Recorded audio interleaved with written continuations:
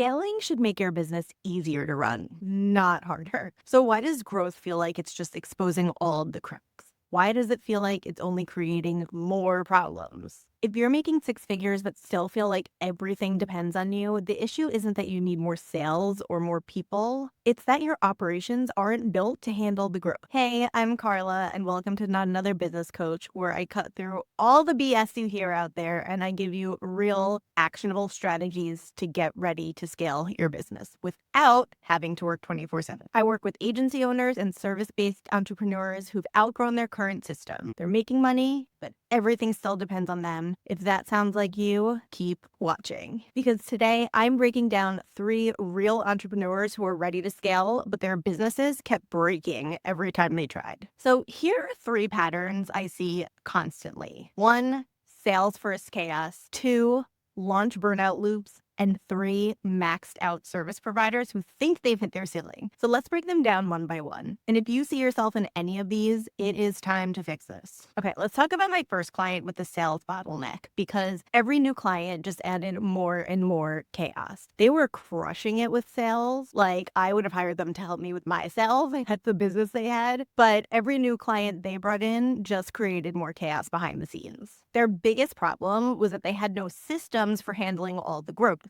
There was no clear client onboarding process, so they were reinventing the wheel every time a new client signed on, trying to figure out what they did last time. They had no structured offboarding, so they were missing tons of upsell opportunities for their clients to continue working with. And while, like I mentioned, they were crushing sales, there was no real sales process. So every time they promoted a new offer, they had to start from scratch. When in reality, they had an entire arsenal of communications and ideas that could be accessed if they were just documented. And they had a VA, but because nothing was streamlined, they didn't actually trust them to handle anything. So they just kept on doing all the work themselves. So this is the difference between making money and actually running a business. If every new sale makes your business harder to run, you don't have a business. You basically have a full-time job and you're working for all of your clients. So how did we fix all this? We built a business playbook so their VA actually had a clear process to follow and that they could follow too. No more reinventing the wheel each time they went to do something. We totally eliminated random communications and started using project management software with the VA, so there was no more, where's that file again? Or endless back and forth voice notes micromanaging. We put a structure around their sales effort so they weren't rebuilding from scratch every time they wanted to promote something. And here are the results. They got 10 extra hours per week back. They doubled their revenue without doubling their workload. They stopped being the bottleneck in their business because their team actually knew what to do. Now, here's how you can start fixing this today. If you do something more than once, document that shit. I'm serious. If your team ever asks, like, hey, how do we do this again? That's a sign it needs a system. Record a loom the next time you do it. Done is better than perfect. Just get it out of your head and somewhere more reliable. Because honestly, you can't delegate or repeat what only exists in your brain. My second client was on a launch treadmill, which meant their business only worked when they were hustling 24/7. Every single dollar they made came from actively selling something new. And when I mean active, I mean they had to go show their face on Instagram just to make a sale. They were doing launches, which brought in cash, but those launches also meant 60-hour weeks, a full burnout cycle every few months, and pretty much no predictability in their rhythm.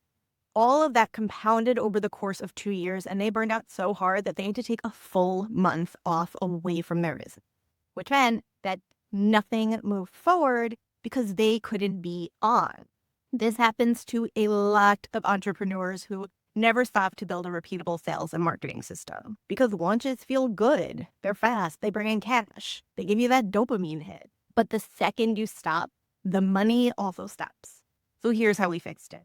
We actually worked on restructuring their offers and cut the ones that didn't fit their customer journey or weren't sustainable long term. They basically been taught that more offers equals more sales, which yes, can be true, but not when you don't have enough support.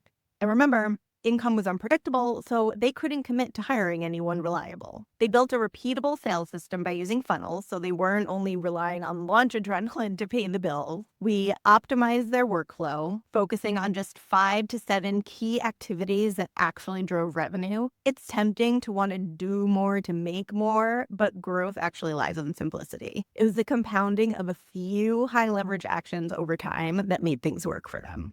And here's what happened. They started working 20 to 25-hour weeks instead of 60.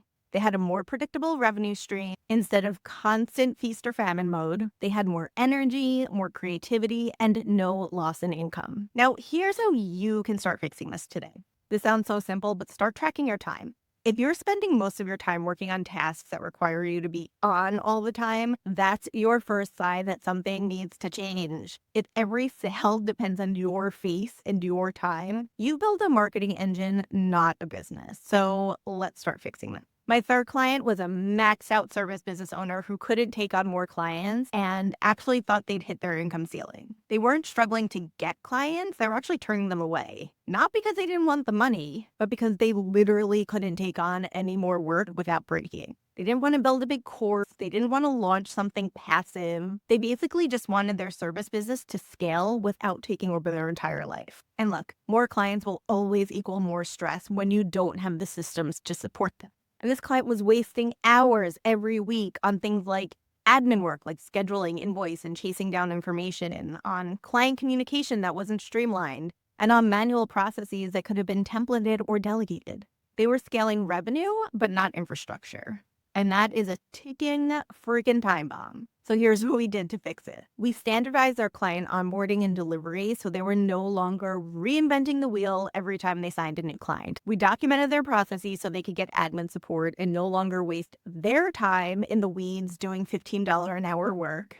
We eliminated efficiencies that were killing their capacity, like standardizing client work across all of the different projects. And here's what happened. They got back one full day every week that they were able to take for themselves however they wanted to use it, whether it was a CEO day or just a day to clear their head. They were able to increase their client load without increasing their stress. And they finally had time to pursue growth opportunities like speaking gigs and partnerships that they'd been wanting to pursue, but never had the time to do. Now, here's how you can start fixing this right now. If your week is filled with admin tasks and manual work, you don't need to hire a full team. You just need to get your processes documented and delegate the repeatable shit. Start with your most time-consuming but low-leverage task. Write down the steps, turn them into a checklist, record a loom, then delegate it. Could be that simple. So if your business feels like it's duct taped together and every new client just makes it worse, you don't need a new strategy. You need structure. You've seen how these entrepreneurs went from burnout and bottlenecks to a business that actually runs without them. Now the question is, are you going to keep grinding or are you going to fix it? If you're serious about getting out of the weeds and building a business that can actually scale, let's talk. I work with entrepreneurs who are ready to stop being the bottleneck and get their back-end operations set up for them to be able to actually scale. You can book a free scaling strategy call, and let's get your business running the way it should. Put the links in the description. I'll see you next time.